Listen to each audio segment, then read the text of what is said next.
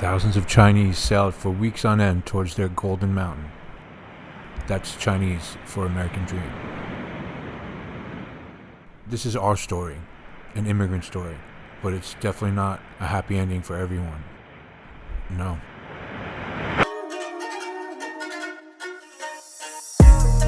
'80s New York was a city on the edge. Crack was flooding the streets, AIDS. Part of the city looked like a third world country.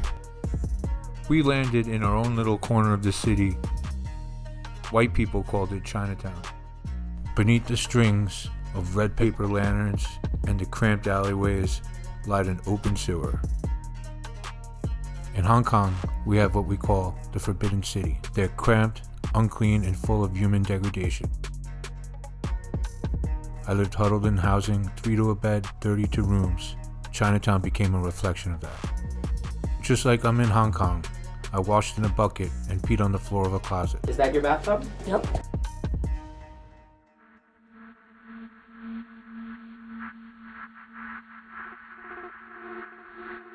Most of us were forced to work in sweatshops, laundromats, and restaurants. In Chinatown for youth is a very dehumanizing process. Because of this sense of no hope or nothing, this despair, they no longer have any value on their lives. But if you wanted things fast, you joined a gang. They moved in silence, ghost shadows, flying dragon, born to kill. The different gangs had their territories. A lot of people have the misconception that tongs, triads, and gangs are the same thing. It's not. The Flying Dragons was under the Hip Sing Tong Association, the Ghost Shadows was under the On Leong Association, and the Tong On Gang was under the Tong On Association. They all had their piece of extortion, gambling, prostitution, and drugs. I joined the Ghost Shadows.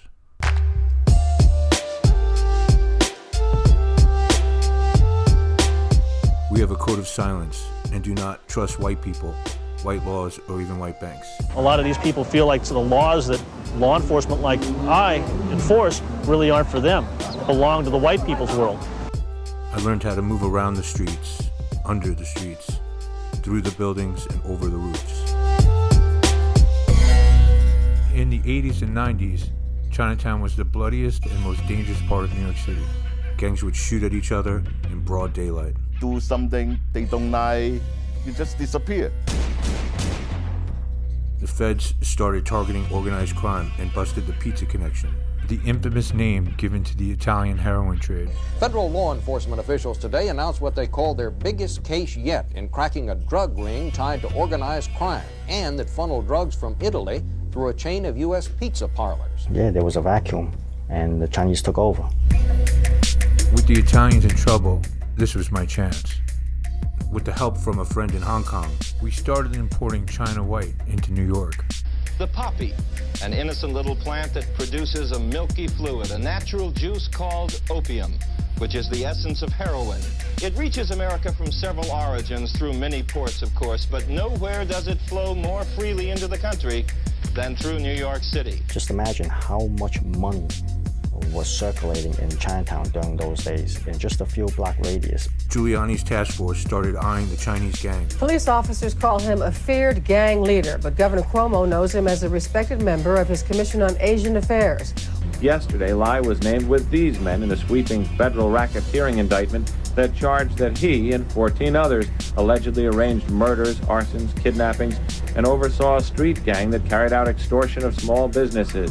Even though it felt like the walls were closing in on Chinatown, I was still making money hand over fist. The gangs still ruled Chinatown.